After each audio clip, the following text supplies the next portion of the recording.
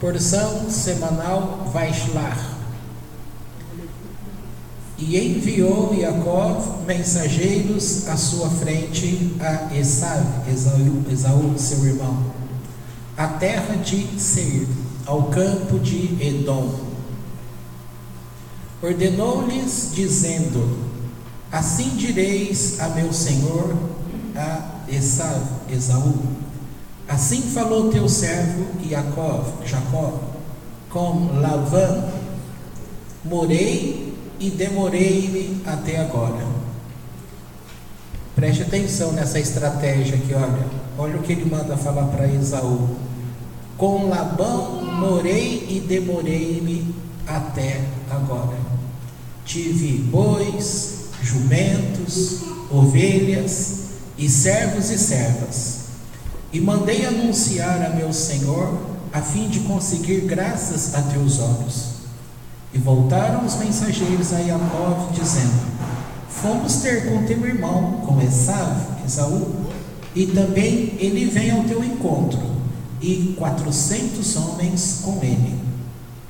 E temeu Jacó muito e angustiou-se, e dividiu o povo que estava com ele, e as ovelhas, as vacas e os camelos em 2 acampamentos, e disse: se vier Esaú a um acampamento e o ferir, terá o acampamento restante escapado. E disse Jacó: ó Deus de meu pai Abraão e Deus de meu pai Isaac, eterno, que me disseste: volta à tua terra e à tua parentela, e far-te-ei bem. Sinto-me pequeno para todas as misericórdias e toda a verdade que fizeste com teu servo. Com minha vara passei o Jordão, e agora dividi-me em 2. Espera aí.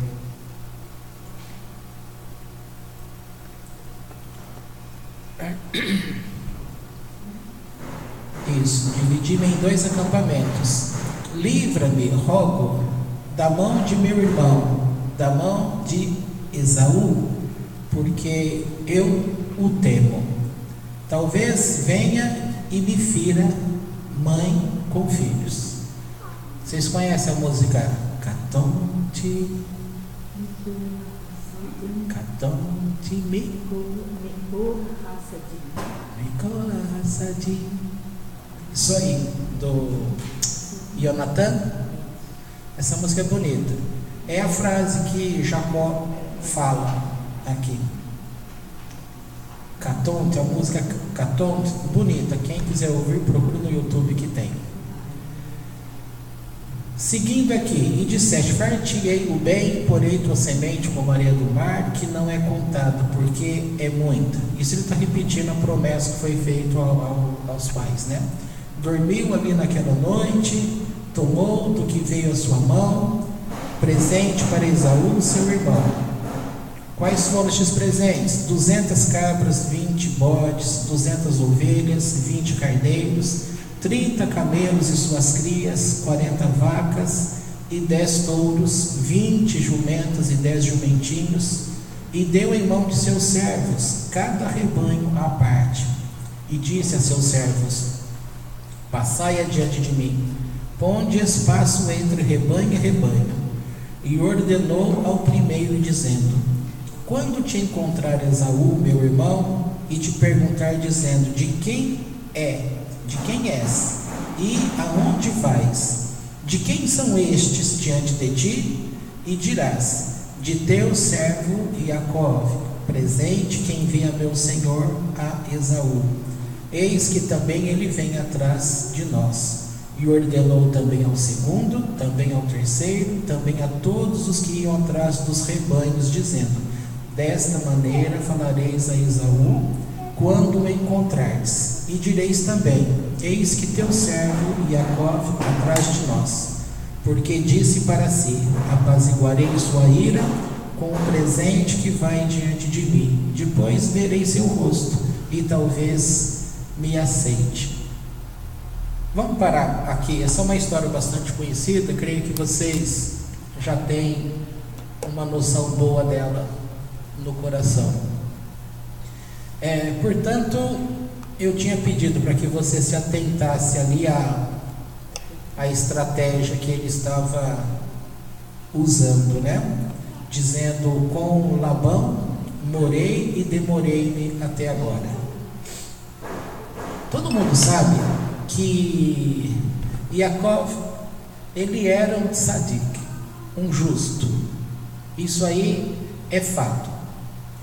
Antes dele ir para morar com o tio, quando ele conhece a esposa, né, Rahel, e o que ele tinha passado lá no começo, quando ele ganha a bênção, aí ele tem que fugir. Todo mundo lembra disso.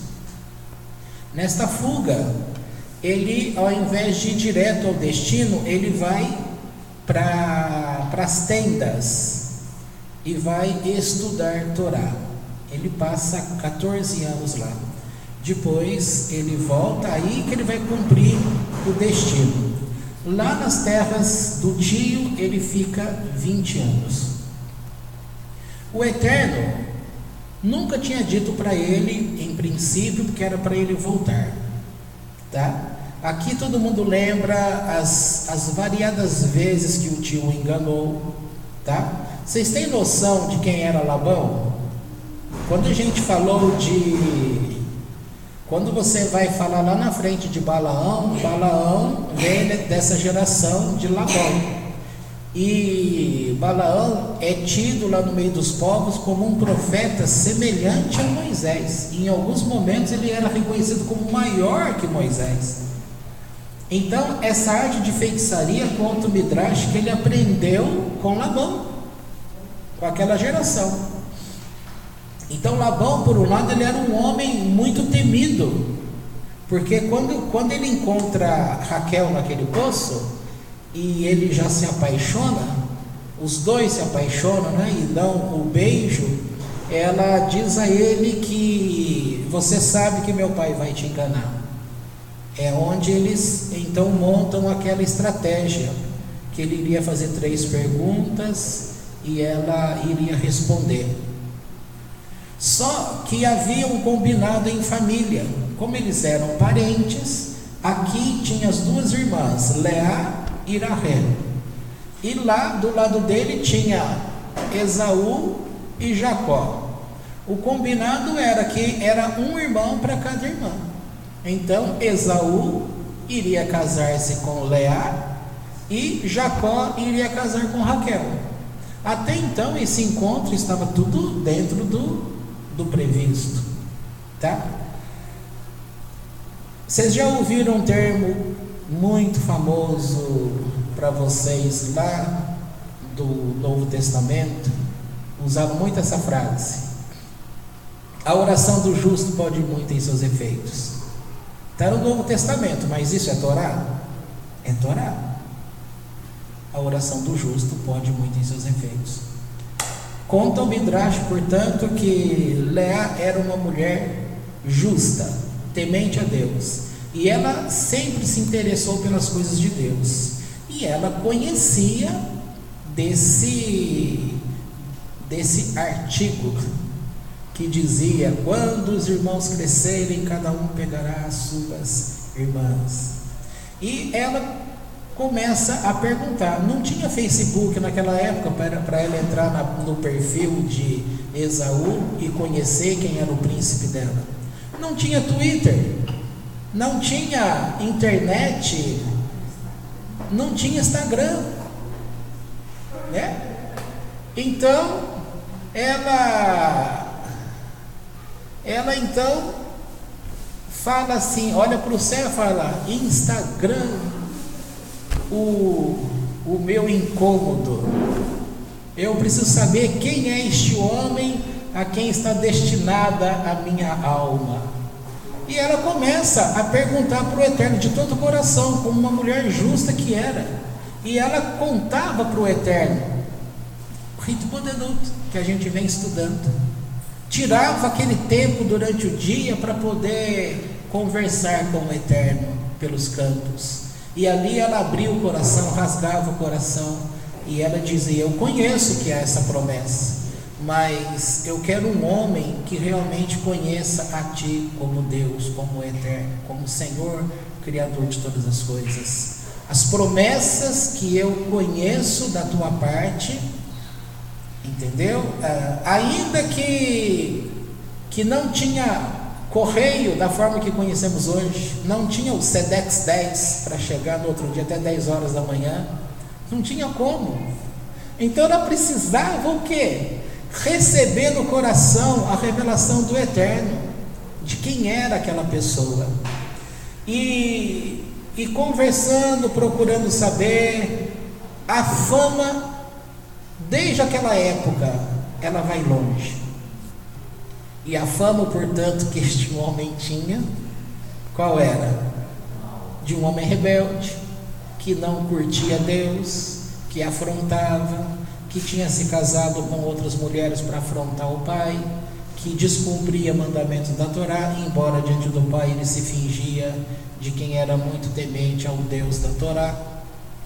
E ela, naquela arte de conversar com Deus, estou juntando aí os assuntos que a gente vem falando, e ela então abrindo o coração, procurando ouvir somente o Eterno como um amigo, aquele que está perto, abrindo o coração, ela dizia: não é justo que eu, que sempre busquei a Tua vontade, vá me unir a uma pessoa que não anda nos Teus caminhos. E aí o Eterno, portanto, ouve a oração dela. E o que acontece para ouvir a oração dela? Ele tem que tocar no coração da irmã, porque até então quem estava de casamento marcado era a irmã. Acontece aquele engano que vocês conhecem, e nesse sentido, quando faz aquelas perguntas, Raquel tinha passado toda a orientação para a irmã, e a irmã, portanto, que se casa com Jacó, tá? Aqui seria a primeira vez, portanto, que ele poderia se sentir enganado. Depois tem aquelas outras áreas do engano que vocês já também têm ciência de que Deus era com ele. Aí acontecia do gado que era destinado a ele crescer, o tio vai lá e muda. Sempre que ele fazia mudança, o Eterno abençoava a postura de Jacó, e assim ele foi crescendo, até que chegou o dia, portanto, que o Eterno diz a ele que ele deveria voltar, era a hora de voltar. Quando ele pega as coisas, ele tinha medo, porque ele sabia quem era o tio, ele sabia que o tio não iria permitir, tá? E essas histórias é muito bonita, você lê lá no Midrash para você entender como foi o mecanismo que este homem usou variadas vezes para prejudicar Jacó, tá? Principalmente porque, se vocês lembrarem, eu comentei há pouco que Jacó, encontrou-se com Raquel lá naquele poço. O poço tinha uma tampa muito pesada, grande, que precisava de vários homens para poder abrir aquela tampa. Mas ele, quando viu aquela moça chegando, deu um negócio por dentro, né? E ele sozinho pegou aquela tampa e tirou sozinho. Isso chamou a atenção de muitas pessoas, porque um homem com muita força não era uma pessoa normal. E de fato ele não era normal mesmo, né? Quando abriu aquela tampa, a água jorrou. E para aquela época, eles estavam com necessidade de água. A partir desse ponto, a água não deixou de jorrar mais. Então eles não precisavam ficar indo ao poço. E você acho que já aprendeu também que onde um tzadik está, tudo ao redor dele passa a funcionar bem. Com a saída dele de lá, eles iriam voltar a ter necessidade. Então ninguém queria que ele saísse de lá. Agora, passando por este problema, ele tinha um problema não resolvido. Então vamos pensar um pouquinho em termos de psicologia. Aparentemente, as pessoas, quando têm um problema, elas querem fugir de seus problemas. Veja a frase famosa: se eu pudesse, eu pegaria minha mala e ficaria 1 ano fora. Não é assim que o povo fala? Se eu pudesse, eu ficaria 1 mês fora. Você pensa assim: o que adianta viajar e ficar 1 ano fora? O problema vai junto no coração, ele está ali dentro com a pessoa.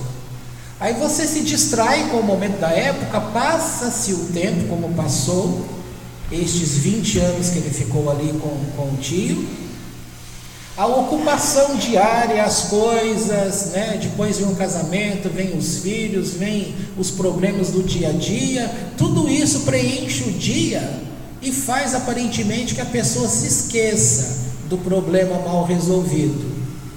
Qual era a sentença para ele? Morte. O irmão disse: eu vou te matar, tá? E essa sentença permaneceu, tá?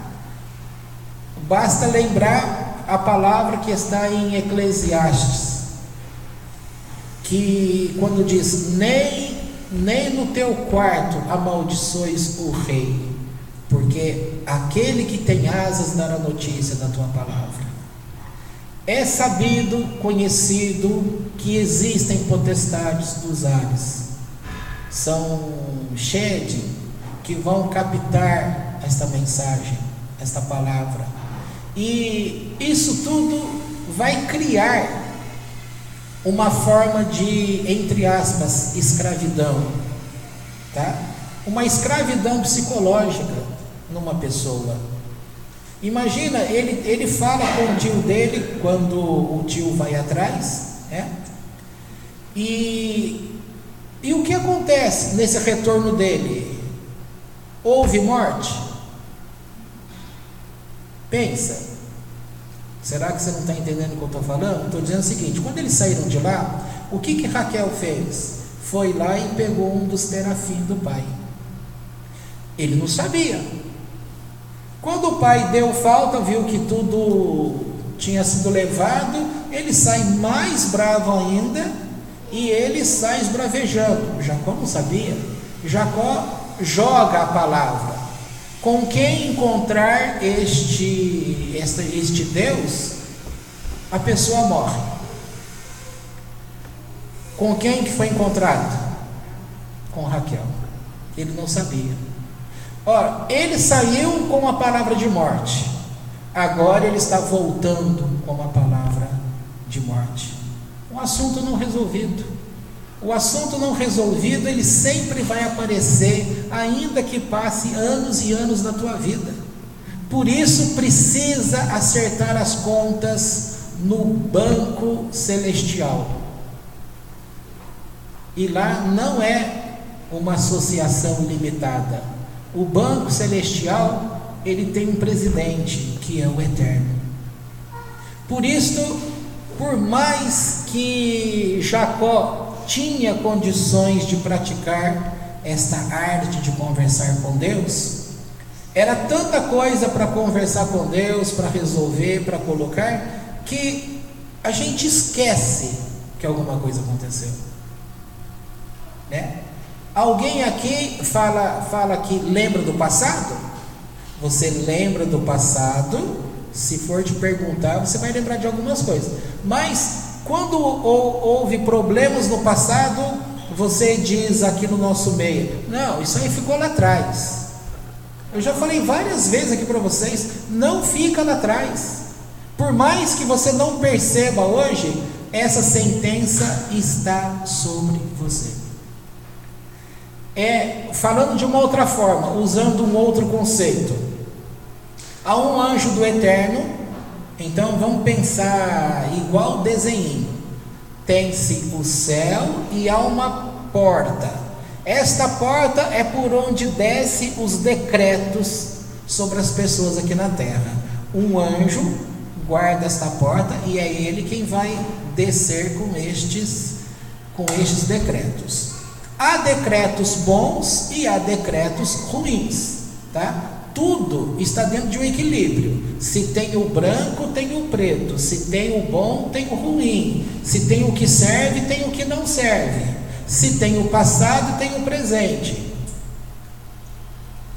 E aquilo que vai descer como decretos ruim, ele pode ser resolvido de variadas formas, tá? Existem várias formas de se burlar a morte. Vamos dar um exemplo? Quem lembra de um exemplo para se burlar a morte? Estudo de Torá. Mantendo-se em estudo de Torá, o anjo da morte não te toca. Qual outra coisa? Fazer um ato hesed muito grande. Sedaká também burla a morte. Uma enfermidade grave, que seria para a morte, quando já se fez de tudo, qual uma estratégia que pode ser usada? A troca do nome, tá? A troca do nome cura a pessoa. E tem outras coisas, além de ter meditação no nome de Deus, dentre os nomes de Deus, que vai lá na região onde gerou o decreto e você vai consertar o decreto lá. Portanto, vai ser dada a ordem para que este anjo guardião desta porta, ele não vai poder descer sobre você o decreto mau. E aí vamos usar aqui uma linguagem generalizada, que é o mérito que você pode conquistar durante a vida. Bom, Jacó conhecia essas coisas? Conhecia. Só que ele pensava assim: eu não quero usar os meus méritos com coisas, com poucas coisas, porque eu não sei o que vem lá para frente. Então eu vou esperar. Olha que interessante. Deixa eu dar uma paradinha aqui de novo. Eu estou dizendo para você que o Midrash conta que ele não queria usar os méritos dele em coisas assim, problemas difíceis, mais simples, porque ele sempre pensava, e se alguma coisa muito séria acontecer lá na frente, aí eu fico, como diz no popular, com os burros na água. E então ele ficava guardando um mérito maior para que ele pudesse ser socorrido lá na frente, tá? Agora veja só, eu estou dizendo, ele não sabia o que iria acontecer lá na frente. Se você voltar um pouco na história, quando ele estava no Egito, ele vai visitar, avançando, né, na história, não voltar. Se bem que lá no Espírito, voltar e ir para frente, está tudo dentro de um tempo que é conhecido. Lá na frente, ele não tem um filho, José. Quando José nasceu, que vai ser agora aqui por esses dias lá, né? A gente não estava falando de sentença de morte? Quem era a mãe de José? Raquel. O que acontece com ela? Ela morre. Então, lá atrás, quando ele vai, ele é morto, porque o filho de Esaú tinha recebido ordem para matá-lo. Qual foi a estratégia usada? Pegue todo o dinheiro que eu tenho, porque um homem sem nada é considerado morto. Você cumpriu a palavra do seu pai, então o sobrinho deixou o tio ir. Então, nesse sentido, a morte aparentemente foi uma estratégia, ela foi ali dominada, tá? Passado esses anos todos, ele está voltando para casa. Ora, quando ele saiu, não tinha uma sentença de morte? Agora, quando ele está voltando, o que aparece para ele? A sentença de morte. Só que agora não teve como fugir dela. A morte pegou Raquel. Tá certo? Quando José cresce, ele está lá no Egito e o pai está sofrendo, diz que sofreu tudo aquele monte de coisas, tal. Os filhos todos crescidos, quando eles estão para deixar o Egito, que ele sabia que ele iria morrer, ele deixar o Egito porque ele sabia que ele iria morrer. Ele reúne os filhos. O que é que ele queria entregar como revelação aos filhos? Alguém lembra? Qual é a palavra que de repente ele para e fala: alguém de vocês tem cometido pecado, tem servido a outro Deus que não seja Hashem? Todos os irmãos, sem combinar, recitaram o Shema. Todos eles juntos, Shema Israel, Adonai Eloheinu, Adonai Echad. E todos eles decretaram: para nós nunca houve outro Deus, nós servimos o Eterno como Echad, é um. Então ele entendeu que, porque ele estava achando que o Espírito do Eterno o havia deixado naquele momento, por causa de um pecado. E não era um pecado, é que o Eterno não queria que ele falasse sobre o conhecimento que ele tinha sobre quem? Mashiach. Então, agora voltando lá para trás de novo, que é essa história que nós estamos. Então a gente está aqui, José nem nasceu aqui.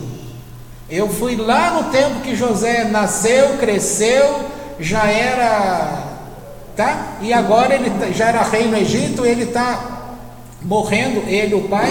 Eu estou dizendo novamente essas coisas. Se este homem conseguiu captar no mundo espiritual o conhecimento sobre Mashiach, então esse homem não era qualquer um, e ele tinha de fato muito mérito, não é verdade? Pois bem, voltemos para cá. Mas por mais que ele conhecesse todas as coisas, ele ainda era um homem limitado, porque ele ainda possuía uma alma animal e uma alma divina. A alma animal, contendo seus instintos de sobrevivência e contendo os efeitos da emoção, fez com que ele tivesse o que aqui? Medo. O que ele estava temendo? Temendo o irmão dele? Ele estava com medo do irmão? Não era medo do irmão, porque ele sabia que ele poderia lutar com o irmão e vencer. Agora, ele era um homem espiritual, e ele sabia que nesses 34 anos passados, quem é que ficou do lado do pai, cuidando do pai? Esaú. E o que a Torá fala? Que está reservado longevidade de dias para aquele que cumpre a mitzvah de respeitar pai e mãe. Esse era o mérito que ele sabia: aqui eu vou perder. Então ele não queria gastar aparentemente méritos que ele havia, porque ele tinha medo que o mérito dele, perto desse cumprimento de Torá, iria ser desqualificado. Então ele monta esta estratégia, tá? E aqui novamente a gente vai aprender que a tua vida, você vai trabalhar estratégias espirituais, mas você também vai trabalhar estratégia no campo natural. E no campo natural, você vai usar as estratégias com o teu intelecto, no sentido do teu raciocínio lógico, você vai agir. Então o que ele fez aqui? Ele pensou: se o meu irmão, agora novamente uma palavra aqui, o que é que desencadeou nele todo esse pavor? Quando disseram: o teu irmão está vindo aí com 400 homens. Na hora que falou: o teu irmão está vindo aí com 400 homens, o que ele lembrou? Estou morto. Ele não lembrou estou solto, ele lembrou: estou morto. Agora acabou. E aí ele pensa: eu vou dividir. Então ele pensa: eu vou dar os presentes, porque o Esaú, ele era totalmente dominado pela alma animal, e a alma animal gosta dos prazeres. Quando fala prazeres, gente, vocês estão acostumados com aquela mente, aquela educação evangélica que tudo que é prazer é pecado. Você pergunta para a avó: vó, você tem prazer em costurar? Ela fala: tem, costurei minha vida toda, é um prazer. É pecado costurar? Quem gosta de futebol, é pecado jogar futebol com prazer? Não. Quem gosta de estudar, é pecado estudar com prazer? Não. Entendeu? Então, prazeres que causam bem-estar na pessoa são coisas que faz com que ela se ocupe apenas com a mente da alma animal, que trata com os instintos, com as coisas deste mundo, não necessariamente sejam coisas pecaminosas. É que a questão religiosa, que infelizmente a gente nasceu lá dentro, e para tirar esses conceitos é difícil, a gente apanha muito, sempre ficou aquela questão do pecado. Qualquer coisa que você faz, pecado. Pecado te leva para o inferno. No inferno você vai encontrar com Satanás. Satanás te rouba para sempre da presença de Deus. E aí fica aquela coisa, né? Como diz lá, coisa medonha. Entendeu? O que ocorre é que ele entendia: o meu irmão é dominado pela alma animal. Alma animal que o fez rico em suas estratégias, e ele gosta de obter os prazeres mundanos. Novamente, esses prazeres mundanos não estão necessariamente conectados com o pecado. Há prazeres mundanos que são pecaminosos, porque estão contra a Torá. E todos os demais prazeres que não estão contra a Torá não são pecados. Ainda que o padre fale que é pecado, que o pastor fale que é pecado, que o rabino fale que é pecado. Se a Torá está dizendo que não é, não é. Não é porque alguém falou. Quem tem de falar é o Eterno. E se o Eterno disse não é, não é. Ainda que alguém fale que é. Então, ele percebendo, vem a estratégia. A estratégia que ele usa é: eu vou adoçar a fúria do meu irmão, o desejo de morte, com presentes, com riqueza. Quem sabe ele vai acalmar. Eu vou dar a ele aquilo que ele gosta. Só que quando aquelas pessoas, aí ele pensa assim: eu vou dividir em campamentos, porque se um for destruído, o outro escapa. Então tudo isso é estratégia. Na verdade, ele usou duas estratégias. Talvez até mais. Ele sempre foi um homem estrategista. Porque primeiro ele pediu para avisar que ele morou todo aquele tempo. Isso, a frase que eu tinha pedido para guardar. Porque quando falou: olha, eu morei com Labão, nosso tio, esses anos todos, o que essa informação traz para Esaú? Esaú pensa assim: o meu tio era um dos maiores feiticeiros, e se ele conviveu esses anos todos, quem sabe ele aprendeu toda a arte de feitiçaria, e agora eu não vou poder com ele. Já foi uma forma de... Gente, o que as pessoas religiosas dizem? Vamos dar um exemplo espírita.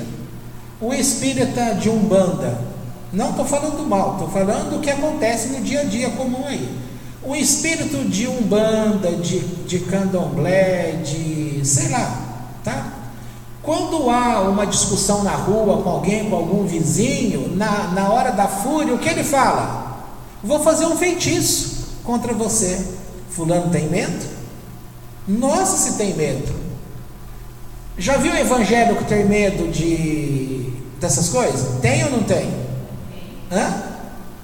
Mas antes de falar que tem, porque eles não assumem, eles falam: eu sou filho de Deus, nada pega em mim. Não falam isso?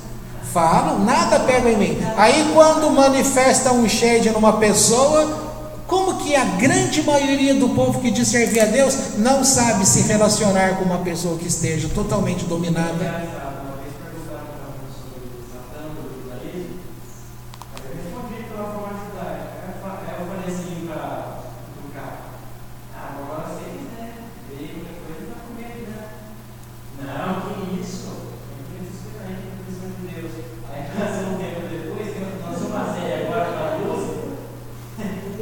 Basta na TV a seguir Lúcifer. Cara, no dia até do nome.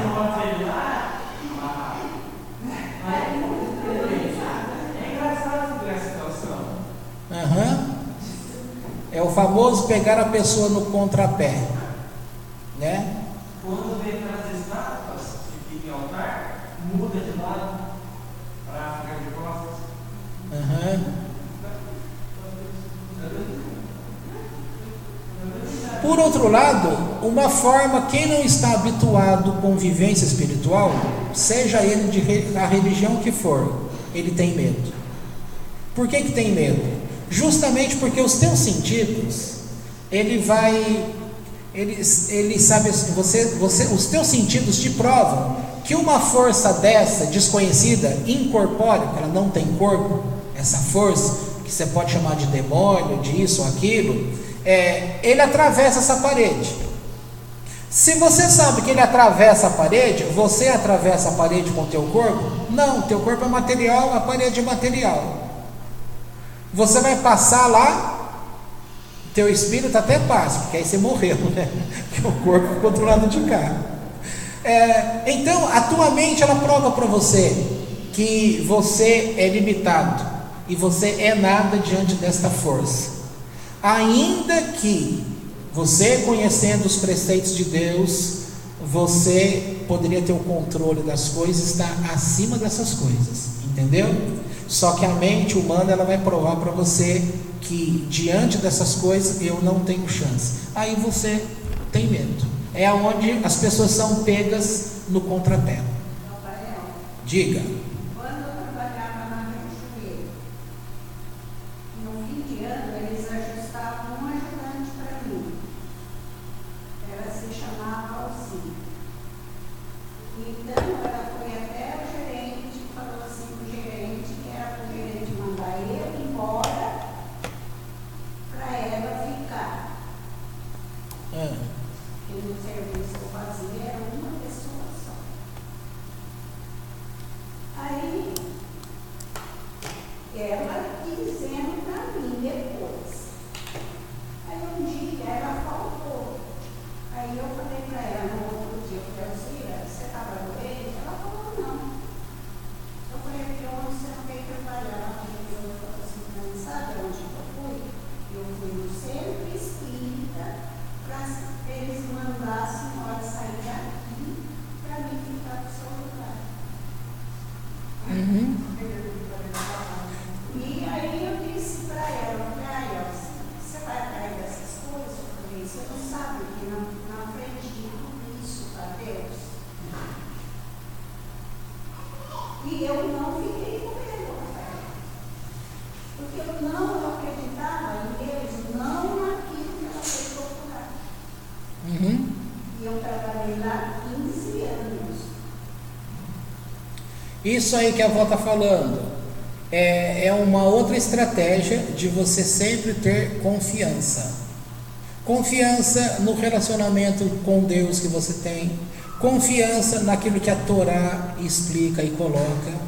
Essas coisas, você não deve temer o mal. Por exemplo, está escrito que você não deve temer o cavalo e o seu cavaleiro. Você não deve temer reis, não deve temer a nada, deve temer a quem? A Deus, Senhor dos Exércitos. Tudo isso põe a pessoa em xeque, e quando ela mantém essa confiança, então ela escapa. Tem vários exemplos, várias coisas. Agora, principalmente no que eu estava falando de paredes, essas coisas, o famoso caso de assombração. Quem que não tem medo de assombração?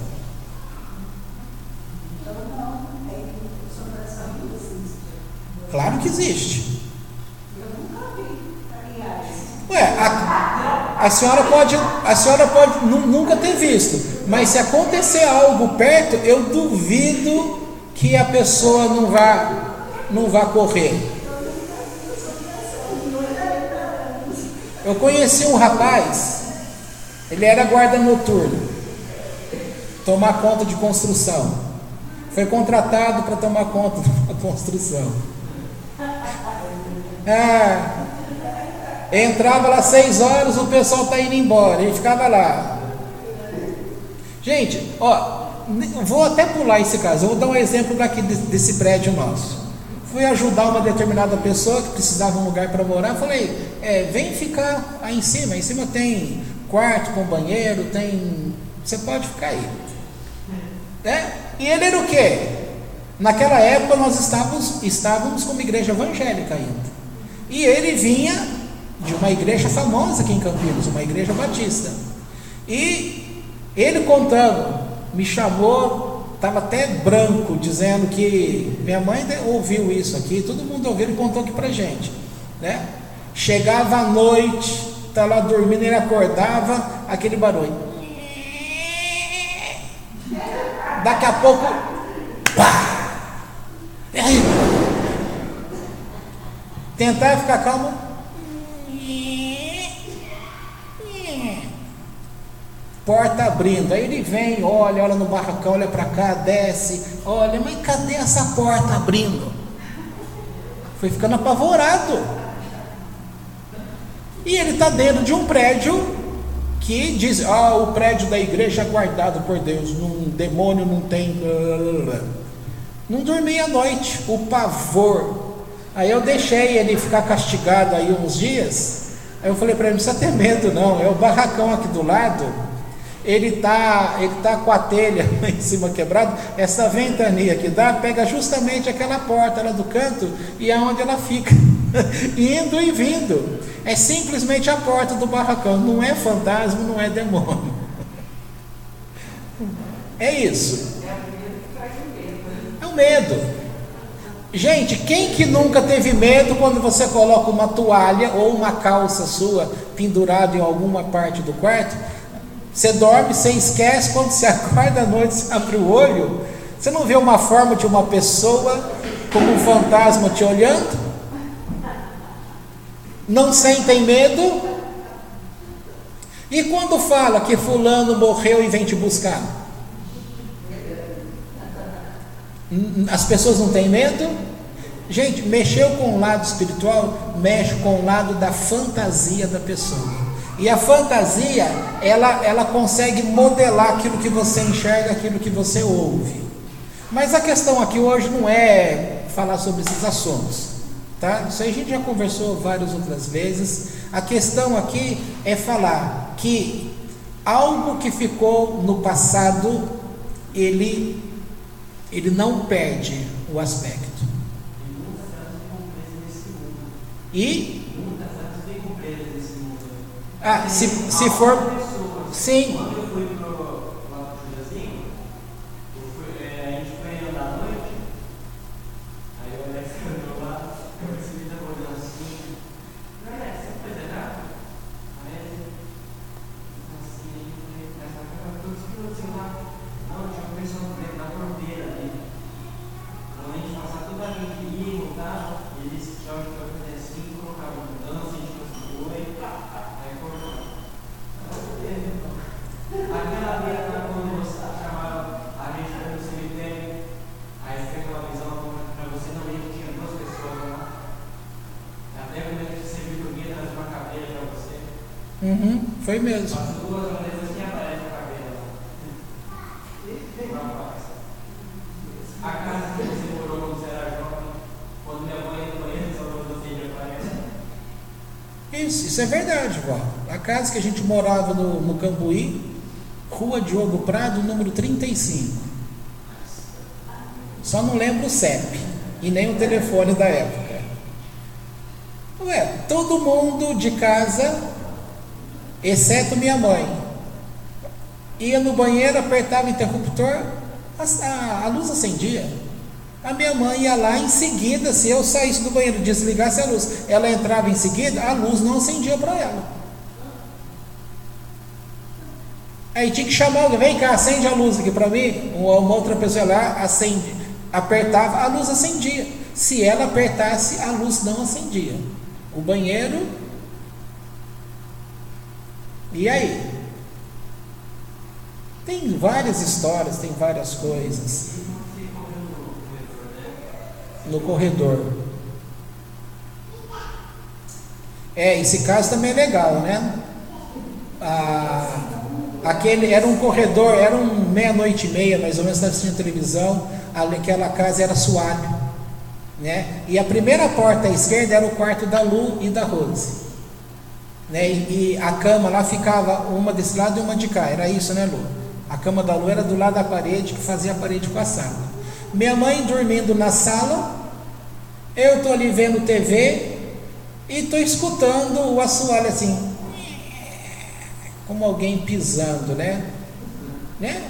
Como eu sou imune a essas coisas, só arrepiou. Se tivesse um espelho ali, eu falei assim, nossa, tem um coqueiro aqui.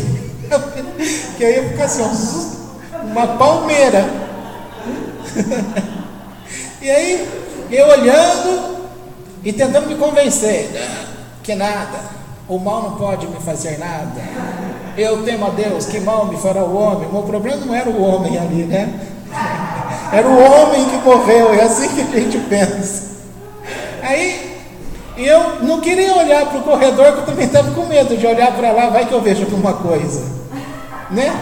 E aí, estou vendo a TV, aí acabou o negócio, falei, e agora? Agora eu tenho. Quando eu olho para cá, eu vejo aquele corpo, aquele vulto preto, saindo bem devagar do quarto da Lu, fechando a porta, e aí ele estava assim, ele virou assim, ou seja, ficou de cara para mim. Aí eu pensei assim, nem venha. Nem vem, porque se você ver, eu corro. A porta da rua ali, ó, você não me pega. Aí ele olhou, ao invés de ir para a sala onde eu estava, ele começou a recorrendo para a cozinha. Eu pensei isso mesmo, vai embora. Tá com medo? Não pensei nada disso. E foi. Quando chegava no final desse corredor, que era o início da Copa, tinha um vaso de xaxim ali, né? Aí, ali, ele parou e desapareceu. E o meu quarto era depois da cozinha. Eu pensei, acho que eu vou dormir na sala hoje. Olhei ali, será que o chão da minha mãe me cabe ali do lado? Eu era magrinho nessa época. Falei, olha, esse sofá aqui tá ótimo. Mas aí me deu aquela coisa assim, né? Sou macho, sou nascido. Te dá uma coisa, eu tenho que enfrentar, né? Eu preciso ir embora para o meu quarto mesmo. Levantei, respirei fundo, entrei no corredor e... Gente, não, foi tão rápido que de repente eu acho que eu tinha sido trasladado, porque eu já estava dentro do quarto. De tão rápido que eu passei. Mas na hora que eu passei em frente àquele xaxim ali, dá aquele arrepio. É medo. As histórias da cabeça. Quantas vezes eu chegava, eu fazia colégio agrícola depois de um tempo, estava no colégio agrícola, cheguei um dia numa sexta-feira, teve menos aula, consegui chegar cedo em casa, que lá era interno, aí eu vinha no final de semana para casa e abri a porta de casa às 4 horas da tarde, estou entrando, tinha certeza, vinha alguém perto de mim, eu achando que era a Rose, minha irmã. E vim conversando com ela, entrei, coloquei minha mochila lá no quarto. Quando eu voltei para dar sequência da conversa, cadê a Rô? Não tinha ninguém, eu estava conversando com uma pessoa que estava atrás de mim. Eu sempre vi essas coisas. Desde criança eu sempre vi. Então, não dava medo. Mas quem não está acostumado, você vê alguma coisa... Não é fácil. E, como diz o próprio judaísmo, quando vai se estudar esta área, vocês gostam de causas, né, gente? A gente saiu lá da história da Paraxá para ficar nos causos. E se deixar, todo mundo tem um causo para contar. Mas é fato que a alma da pessoa, quando morre, ela não entra direto no jardim do Éden. Ela fica ainda aqui 1 ano. Um ano. Ali no velório, eu falei assim, a pessoa não está aqui mais. Você aprendeu isso, que a pessoa não está aqui mais. Mas a pessoa está ali vendo, ouvindo o que você está falando, conhecendo o que as pessoas pensavam dela. Ela pode ficar retida por pelo menos 3 meses ali dentro daquele túmulo, na cova. Tudo faz parte. Esta alma só vai se desligar quando de fato o corpo que foi enterrado, os vermes comerem toda a carne, ficar só no osso.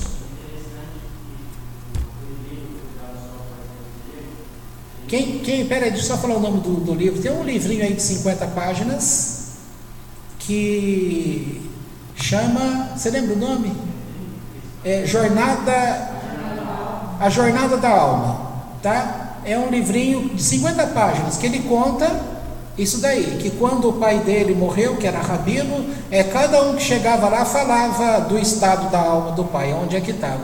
E às vezes a informação era contraditória. Ele falou, mas espera aí, a alma do meu pai está aqui ou não está? Já foi, continua aqui, o espírito dele está aqui? Espera aí, Aí ele falou, eu vou estudar muito esse assunto, o que os sábios ensinaram.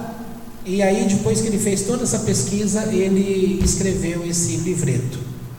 Então ele conta como acontece, como os sábios ensinaram ao longo dos anos aí, o estado da alma.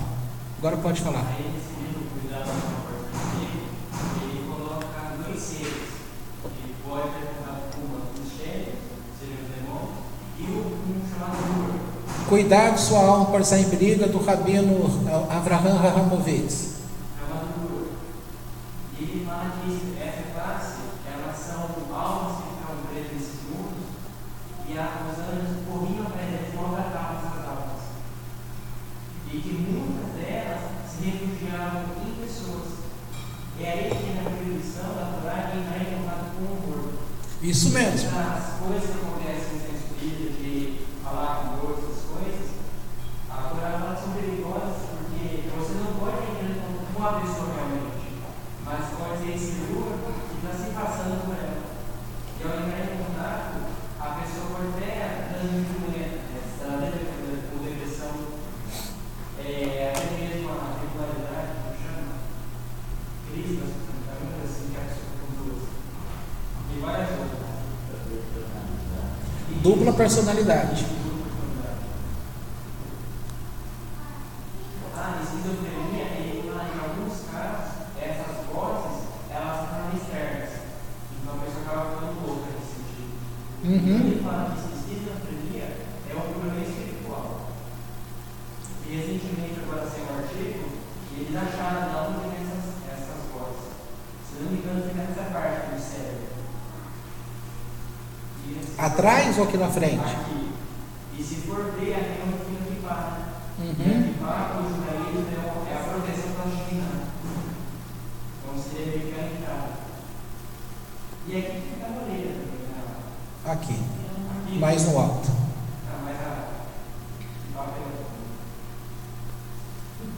Pois bem, então, relatos, coisas que a Torá coloca, tem muitos mistérios, tem muitas coisas.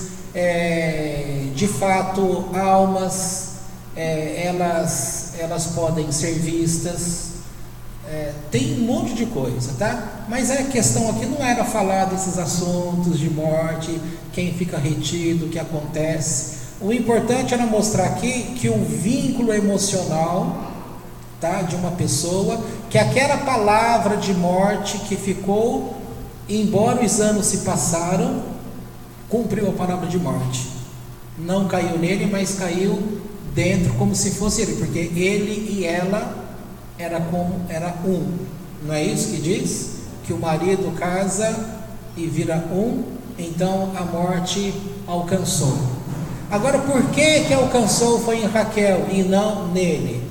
Tem várias coisas aí, tá? Tem várias explicações. Poderia realmente falar e ver por que não caiu nele, mas caiu nela.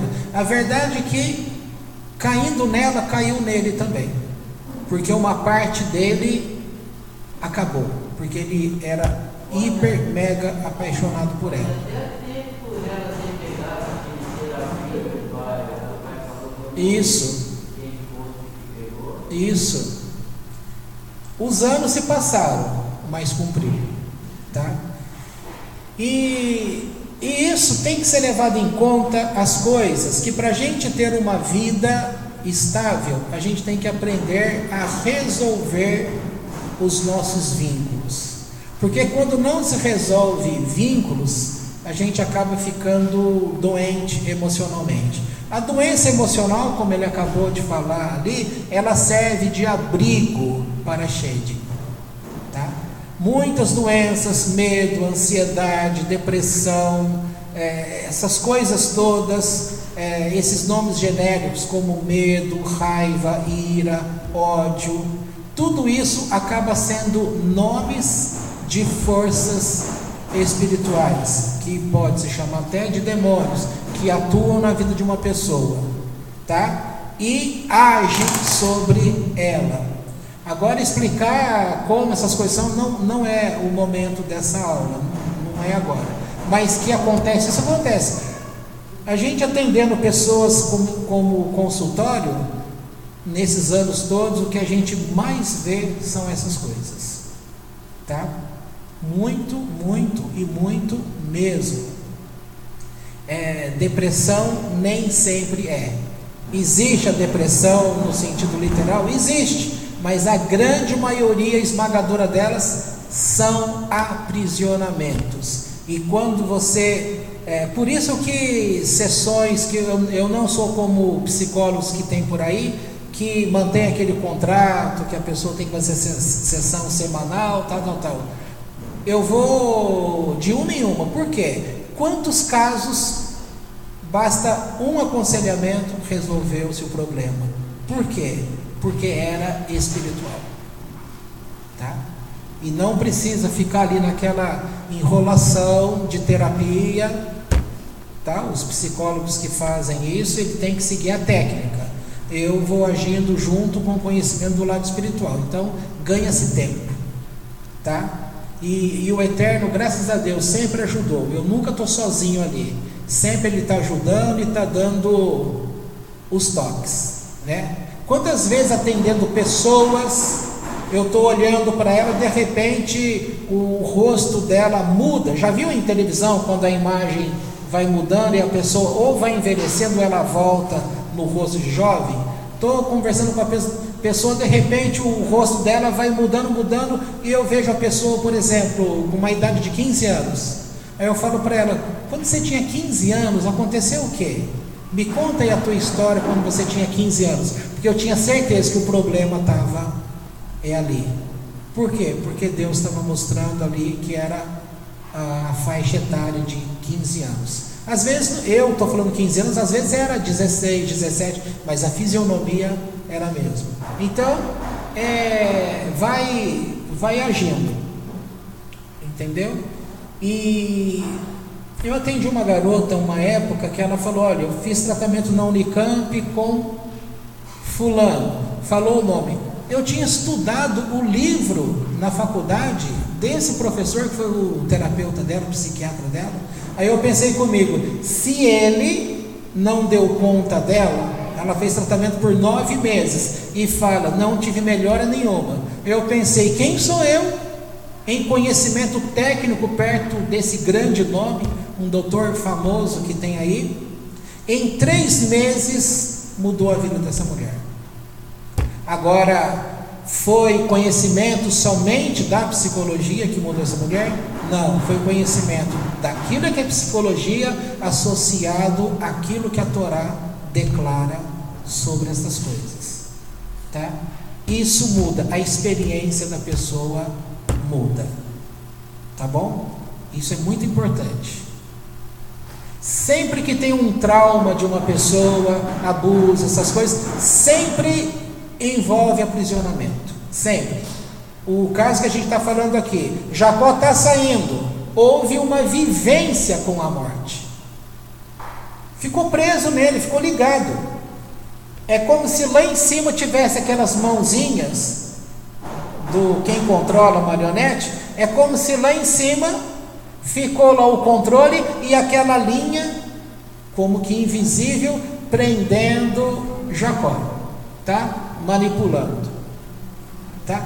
Assim acontece às pessoas. Por isso é importante resolver os problemas do passado, porque senão estas questões mal resolvidas causam problema. Tem uma linha de terapia chamada Gestalt. Esta linha permite que a pessoa faça uma dramatização, tá? Então, grosso modo, seria assim: o terapeuta está vendo ali o caso, quando reconhece que é o caso. O exemplo do livro, inclusive, da época, eu lembro até hoje, lá o livro da Gestalt. A pessoa tinha um problema com a mãe, e antes dela resolver esse problema, a mãe morreu, faleceu. Passado um tempo, ela começou a perder a função do braço dela. O braço dela é como se estivesse... estava morto, ela não tinha função. Vai fazer exames, é provado que toda a fisiologia do braço dela está ativa. Ou seja, o braço dela, neurologicamente falando, não tinha nada. Estava funcionando perfeitamente. Mas ela não tinha toque, estava tudo como dormente e ficava gelado. Sempre frio. O resto do corpo quente, normal, e aqui sempre frio. Nessa terapia, o que o terapeuta suspeitou? Que havia um problema de relacionamento. O problema se confirmou entre ela e mãe. Então, o braço estava simbolizando a mãe. Gelado porque a mãe estava morta. O morto é gelado. E aí tinha que resolver esse conflito. E a terapia adotada na época, nesse capítulo explicando, usou-se a dramatização. Então a pessoa coloca duas cadeiras, numa está sentado ela olha para a cadeira vazia e imagina a mãe. Aí ela começa a contar para a mãe, falando sobre o que ela achava, que a mãe era isso, que a mãe era aquilo, e por que essas coisas aconteceram com ela, tal. Aí o terapeuta, num dado momento, falava: agora você senta na outra cadeira, agora você vai fazer o papel de mãe, você vai responder à filha. Ela vai se sentir agora como mãe e vai responder à filha. A cadeira vazia, ela tinha que visualizar ela, a filha. Então ela respondia. Quando o negócio esquentou, pegou bem o fogo, o terapeuta falou: olha, agora você fica livre para ficar se movimentando, ora a filha, ora a mãe. E ali, num dado momento, ela, como mãe ali, perdoa a filha, fala, expõe e pronto. O que aconteceu com o braço da mulher? Volta ao normal. Tá? Para você ver como isso é a força da... Essa força não é tudo demônio. A mente pode deixar a pessoa sem fala. E não é demônio. Sem ouvir, e não é demônio. Entendeu? Entendeu o fato, mexeu no assunto, a pessoa fica curada. É a experiência emocional. Aqui fica um conselho para vocês: não adianta vocês lerem sobre psicologia. Aí eu vou ler, eu vou entender todo. Você pode entender todo o caso como que é, mas você não vai conseguir ser curado, porque não se cura sem a experiência psicológica da coisa, tá? Então, é como assim: não tem como você ser um servo de Deus, cumpridor de Torá, sem estudar Torá. Não adianta você falar que acredita em Deus sem saber aquilo que Deus escreveu. Não tem como você falar que conhece as Escrituras e você não cumprir, não crer naquelas promessas. Não adianta. Então a pessoa não vai ter uma vida em sentido religioso com Deus. Não no sentido pejorativo que eu estou falando, no sentido de integração entre pessoa e Deus. Aí volta o que eu estava dizendo lá no começo: a arte de se relacionar com Deus, como Jacó, estando no campo, ele tinha tempo, ele podia visualizar, conversar, fazer a meditação, visualizar as letras sagradas do nome de Deus, e tudo isso ia agindo. É desta forma que ele quebrava a feitiçaria, porque Deus fala para Israel como povo: sobre vocês, isso lá na Parashá Balaque, quando fala de Balaão, Deus determina: sobre o meu povo não cabe mazal. Ou seja, em outras palavras, contra o meu povo não cabe feitiçaria, porque o povo de Deus é instruído e ele sabe lutar contra estas forças. Nesse pedaço aqui, Jacó também vai lutar contra o anjo de Esav. O que é o anjo de Esav? Ah, você não sabe que pedaço que eu estou falando? Não tem lá no Val de Iaboque, quando Jacó vai lutar com o anjo? Quem é esse anjo? Esse anjo tem variadas formas de você trabalhar essa ideia desse malach. Era um anjo, porque a palavra mostra ali um mensageiro.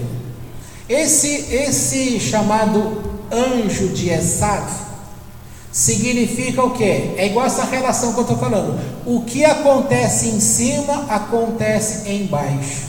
Então, à noite, como você já aprendeu no livro do Raino Sato, o que a gente estudou de terça-feira, você aprendeu ali no livro O Caminho de Deus, ou seja, Derech Hashem. Você aprendeu essas coisas ali. Então aqui, o que está em cima, o que você aprendeu? Que o Eterno determinou quais são os horários que determinadas forças podem preencher e serem vitoriosas.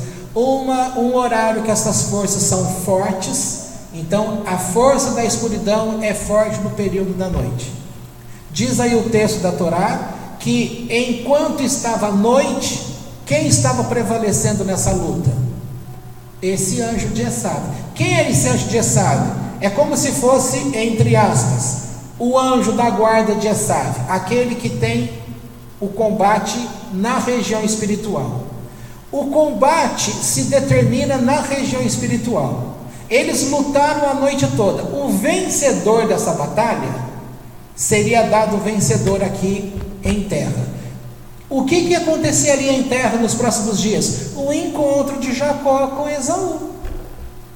E por que não aconteceu de Esaú matar Jacó? Porque Jacó venceu essa batalha no campo espiritual. Ele venceu a batalha na região espiritual. O que acontece no espiritual determina aqui embaixo.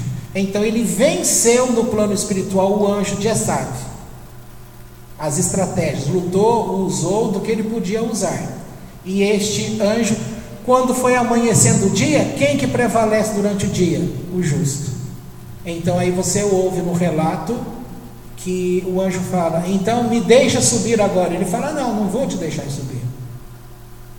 E aí tem uma coisa legal, que ele pede para o anjo falar o nome, né? E pede a bênção. Aí, nem vou falar nesse assunto para não dar confusão na cabeça de vocês. A gente já falou de muitas coisas espirituais aí. A questão é que o que foi lutado em reino espiritual, na estratégia espiritual, determinou a realidade concreta da vida. E neste encontro, assim mesmo ele usou estratégia? Usou. Ele usou as estratégias para poder completar, trazer a realidade na terra, aquilo que já foi uma realidade espiritual. Deu para entender? Por isso que o ensino da Kabbalah, você vai aprender que os teus problemas, os teus conflitos, você não resolve somente aqui em terra, você resolve no plano espiritual, e resolve em meditação, com os nomes do Eterno. Você resolve, você entra no local da batalha, ali você resolve, e aí depois aquele decreto é baixado e você vê a mudança aqui em terra. É isso. Tá? Podemos parar por aqui? Devemos, né? Porque já são 11h45. Tá bom, esses assuntos é gostoso, né? A gente vai falando e quer continuar a falar, porque a nossa mente é muito curiosa. Só que simplesmente você conhecer esses assuntos sem saber trabalhar com eles não vai adiantar nada. Você tem que aprender a trabalhar com ele. Assim como você tem que aprender a trabalhar com você mesmo. O que adianta você saber que você tem que trabalhar os teus conflitos? Se você não trabalhar os teus conflitos, você será uma escrava de você mesmo. Escrava, não estou falando para mulher, estou falando como, tá? Pessoa escrava de si mesmo, tá? Não resolveu o problema, não tratou dessas questões, ficou em aprisionamento. Em aprisionamento você vai permitir que forças comecem a dominar você, aí vira aquela bola de neve, tá? Aí a pessoa pode estar dentro de uma sinagoga, não vai se sentir liberta. Pode estar dentro de uma igreja, não vai se sentir liberta, porque ela tem que colocar a mão na massa. Aquilo tem que ser trabalhado e enfrentado, tá bom? Então podemos encerrar.